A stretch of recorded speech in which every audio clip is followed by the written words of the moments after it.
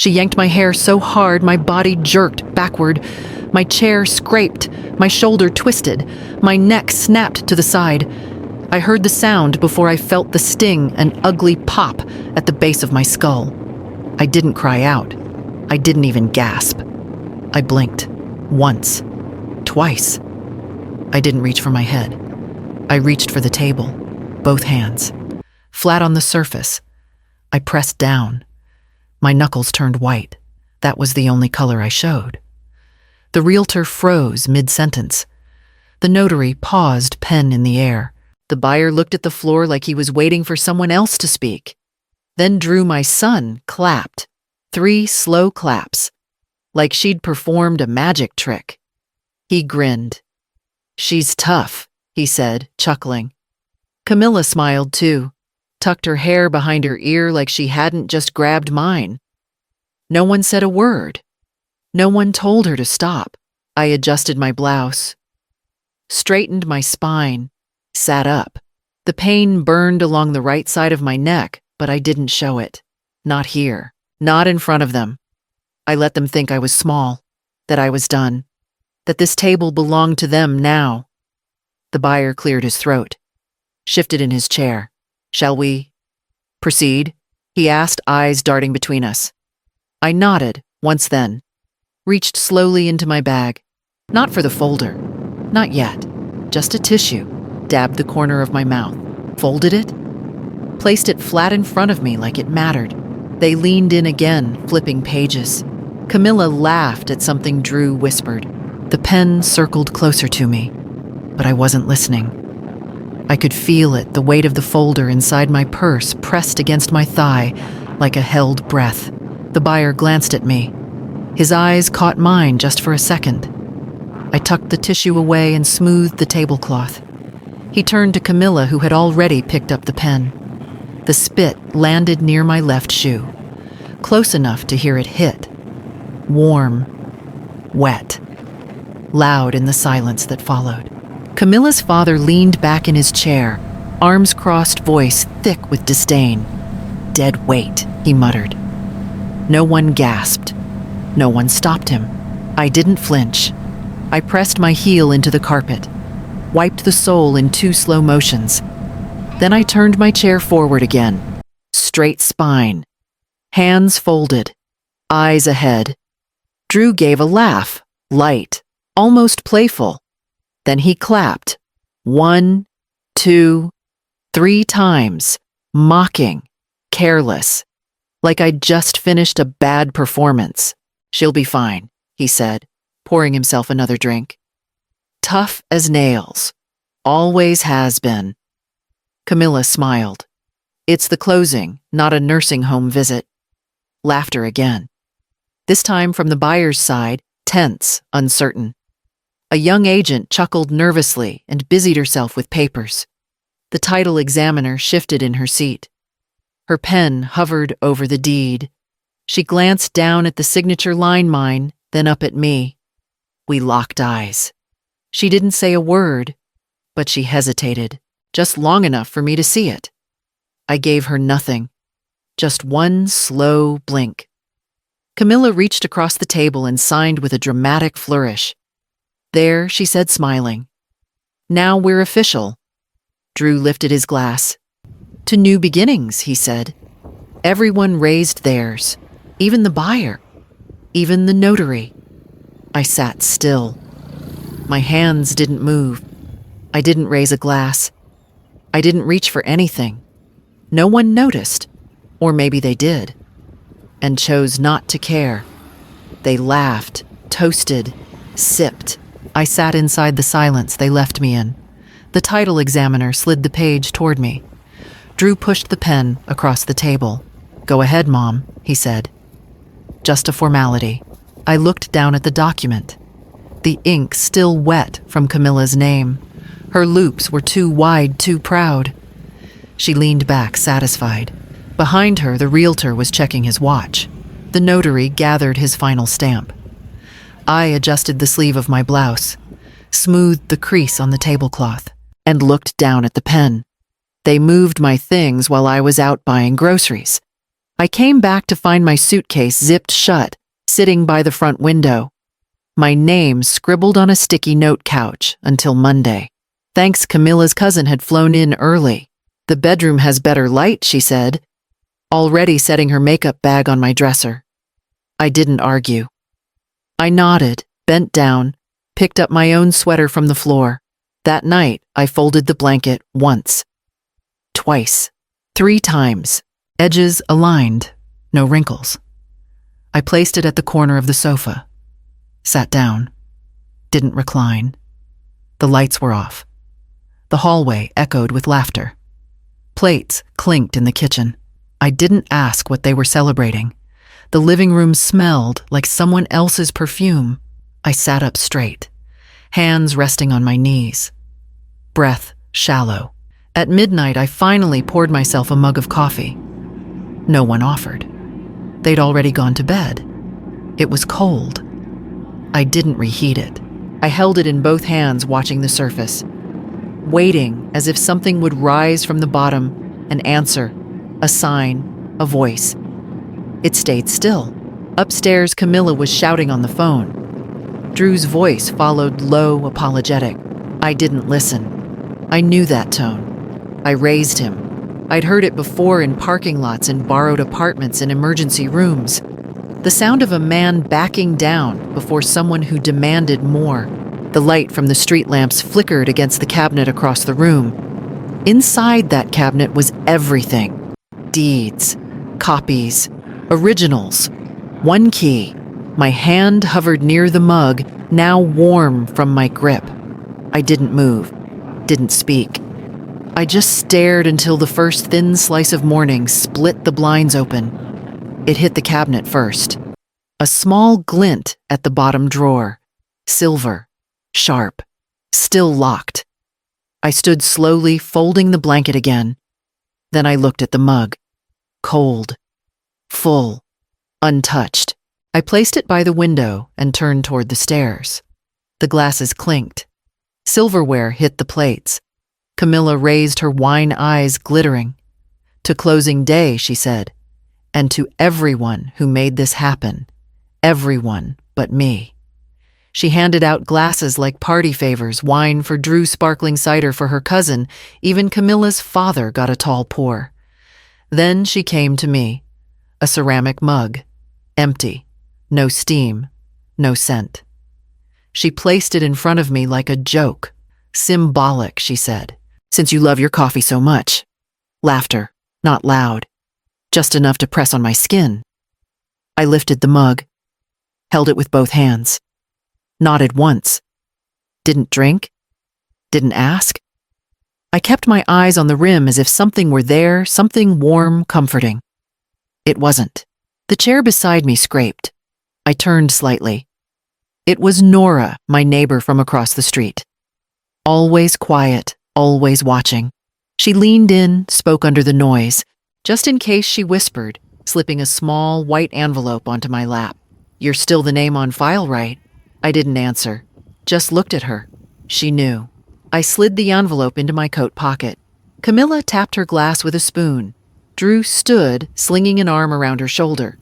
They looked like winners, like people who'd pulled something off and thought the room was theirs now. I gripped the mug a little tighter. The ceramic was cold. Drew raised his glass toward me. "Mom, thanks for being here." Really, sarcastic, dismissive. Enough to make the others chuckle. I nodded again, didn't speak. The toast ended. Plates cleared. Camilla kissed the top of Drew's head like she owned him. I stayed in my seat, mug in hand, watching the rim. The table buzzed with new plans. Contractors designed color palettes. No one asked me to weigh in. They didn't need to. They'd already decided I was just passing through. The doorbell rang. Camilla's cousin jumped to answer. I didn't turn. I just kept my fingers on the curve of the mug eyes forward, coat still buttoned tight around the envelope. I opened the folder and felt my shoulders drop. Not from fear, from relief. The cafe was quiet. Early afternoon. A few people hunched over laptops. A low hum of voices and clinking cups.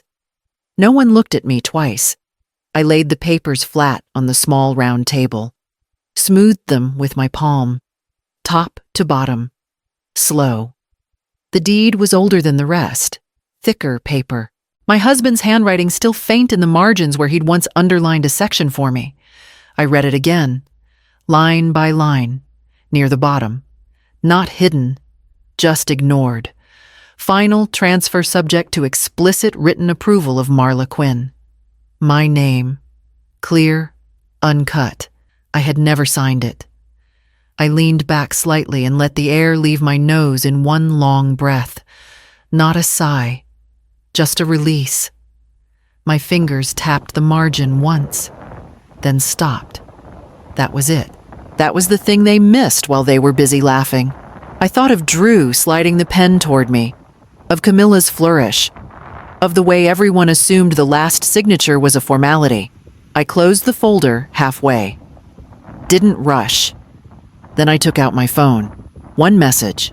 No greeting. No explanation. Still have the backup copy. The reply came almost immediately. Always. Ready when you are. I looked at the screen a moment longer than necessary. Let the words settle. I hadn't planned this part in detail. I'd only prepared for the possibility that one day kindness would be mistaken for weakness. That day had come sooner than I thought. The server passed by and asked if I wanted a refill. I nodded. When the cup came back, steam rising, I wrapped my hands around it and took one careful sip. Hot, steady. I slid the folder back into my bag, zipped it closed. This time I didn't flinch at the sound. I paid, left a tip, stood. Before I walked out, I turned the mug upside down on the table. Clean, empty, finished. Outside, the light felt sharper, more honest. I stepped into it and started the walk back, already knowing I wouldn't explain anything yet. I walked back into the house, smiling, soft, polite, careless enough to be convincing. Camilla was at the counter, scrolling on her phone. Drew sat at the table, shoes still on paperwork, spread out like trophies. They looked up at me at the same time. "There she is," Drew said. "You okay, Mom?" I nodded, set my bag down, took off my coat slowly, as if I had nowhere else to be. "I think I left some papers at the cafe," I said. "My head's been a little foggy." Camilla's mouth twitched. "That's what happens when you don't keep things organized."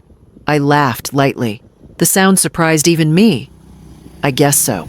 I moved through the kitchen, opening drawers I knew were empty, checking the counter, looking in places no one important would ever leave anything. Drew leaned back in his chair. "You sure you're good? We can handle the rest if it's too much." Too much. I nodded again. In the hallway, I paused in front of the mirror. The light caught my face at an angle. I lifted my hand and fixed a loose strand of hair on the right side, the same place Camilla had grabbed me. My fingers were steady. In the bedroom, I wasn't supposed to use anymore. My laptop sat open on the dresser. I'd left a scarf draped over half the screen, just enough. I glanced down. Appointment confirmed. Attorney will arrive 10:45 a.m. I closed the lid gently, draped the scarf back where it had been. Footsteps behind me. Drew's laugh carried down the hall. Camilla's voice followed, sharp and mocking. "She's always losing things," Camilla said, imitating my tone. "Oh, I don't know where I put it." They laughed together. I stepped back into the living room, smile still in place. "Find them?" Drew asked. "Not yet," I said. "I'll keep looking." Camilla smirked. "Don't stress yourself." I nodded, picked up a stack of mail, sorted it slowly, one envelope at a time. Behind me, Drew laughed again, louder this time, like the joke was done and he'd won. I didn't turn around. I kept smiling already, counting the minutes. The pen slid toward me. It stopped just short of my hand. Drew tapped the page with his finger. "Right there, Mom. Last one." Everyone looked at me. Buyer, notary, agent. Camilla leaning back, arms crossed, already bored. I wrapped my fingers around the pen. My hand trembled. Just a little. Enough for Drew to smirk. "Take your time," he said. "No rush." I lowered the tip to the paper. The ink hovered, a breath away. Then my hand went still, completely still. I lifted the pen and set it down on the table, untouched. The room shifted. Chairs creaked. Someone cleared their throat. Camilla leaned forward. "What are you doing?" I didn't answer. I looked at the page, at the space where my name was supposed to be. White. Empty. Waiting. I thought of the sofa bed, the empty mug, the laughter that came too easily. I checked my phone once. Just once. One message. "We're outside." I locked the screen and placed the phone face down on my lap. Drew sighed. Loud. Exaggerated. "Mom, don't do this." The buyer glanced at the agent. The notary stopped flipping pages. Camilla's voice sharpened. "You already agreed." I folded my hands on my lap, fingers laced. Calm. "I'd like to make a call," I said softly. Silence fell again, heavier this time. Drew laughed short and annoyed. "This is ridiculous." I didn't look at him. The title examiner shifted in her seat. She watched me closely now, waiting. Camilla scoffed. "She's bluffing." I stood slowly, pushed my chair in, smoothed my blouse. "I won't take long," I said. No one stopped me. As I walked toward the door, the room behind me filled with whispers and disbelief, and I could already feel the air changing before I reached for my phone. The door opened without a knock. A man in a gray suit stepped inside, calm, unhurried. He didn't look at anyone first. He walked straight to the table and placed a folder down flat and centered, like it belonged there. "I'm the attorney representing the property owner," he said. "This sale is invalid. The owner has not consented." The words landed hard. Drew stood halfway up, then froze. Camilla's smile collapsed before she could stop it. I stayed seated. My breathing didn't change. In through my nose, out through my mouth. Slow. The lawyer opened the folder. Pages slid forward. Clean, labeled, final. "Marla Quinn is the sole name on record," he continued. "Any copies you're holding are incomplete. Some are altered." Camilla shook her head. "That's not possible." He didn't look at her. "The final signature was never provided," he said. "And without it, there is no transfer." The buyer pushed his chair back and stood. "So, we're done," he said, already reaching for his coat. The notary stared at Drew. Long. Silent. Drew's mouth opened, then closed. He looked at me for the first time, like he didn't recognize me. "You knew?" he asked. I didn't answer. Camilla turned on her father. He was already swearing under his breath, red in the face, backing toward the door. "This is bullshit!" he snapped, then left. The realtor fumbled with his phone. The title examiner gathered her papers slowly, deliberately. The room emptied itself. I watched it happen without blinking. The lawyer closed the folder and nodded once at me. "I'll handle the rest," he said quietly. I stood, smoothed my sleeve, picked up my purse. Drew reached out, then stopped short. His hand hung in the air, useless. "Mom," he said. I walked past him. The hallway felt longer than before, quieter. My phone was warm in my hand screen. Dark, now its job finished. When I reached the kitchen, the house was empty behind me, and I filled the kettle without saying a word. I set the kettle down. Steam rose in slow curls. No rush, no voices, no footsteps left to track. I reached for my favorite mug, the one they'd hidden behind the others. White chipped near the handle, solid in my hand.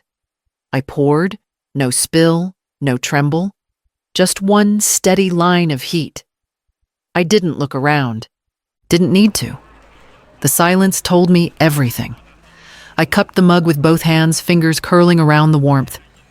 Let it sit there a second. Let myself feel it. Not pride, not anger, Just done. Done waiting to be seen. On the counter next to the sugar jar, the folded deed sat clean and thick, its edges aligned. On top of it, a single brass key.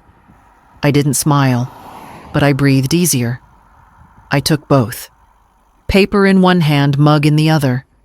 The floor creaked as I crossed the living room. That rug they always told me not to touch bunched under my step. I didn't stop to fix it. The sunroom door had always been closed to me. For guests, they said. For appearances. For people who mattered. I opened it. The hinges groaned like they'd forgotten how. I stepped in. Light spilled across the floorboards, warm and golden. I set the deed on the table, the key beside it, then sat in the chair closest to the window, the one with the best view. I sipped slowly. Outside, the world went on. But in here, everything had stopped. Not broken, not burned, just returned. I leaned back, fingers still around the mug. Let the sunlight warm my knees. The house didn't argue. No one told me to move. And for once, I didn't ask. I set the mug down. The sound was soft. Ceramic on wood. Familiar. Clean. I pulled the chair back with both hands. Sat slowly. Let the weight of me settle into the cushion like it belonged there. Light poured through the glass, warming the right side of my face. Not harsh. Not showy. Just there. I took one sip. Hot. Smooth. No shaking. The house didn't breathe. But I did. The room around me held still. No tension. No waiting for footsteps. Doors' voices. Only the tick of the small wall clock. Only the birds outside. Only the steam rising soft and constant. I leaned into the chair's curve. My fingers brushed the armrest. A thread. I looked down. Near the edge, where no one else would notice, small hand-stitched letters faded with time Mom's seat. I remembered the needle. The uneven stitches. The day I sewed it in secret when they first moved in. I never told anyone. They never asked. I ran my finger across the label. Felt every bump. Didn't smile. Didn't cry. I just sat and watched the morning pass. Cars moved beyond the hedges. A delivery truck slowed at the corner. The mail hadn't come yet, and I didn't care. There was no paper to sign. No chair to be offered. No permission needed. I was here, and they were not. I reached for the mug again. Held it with both hands. Still warm. Still full. I poured the coffee. The first drop doesn't spill. For once, my hand is steady.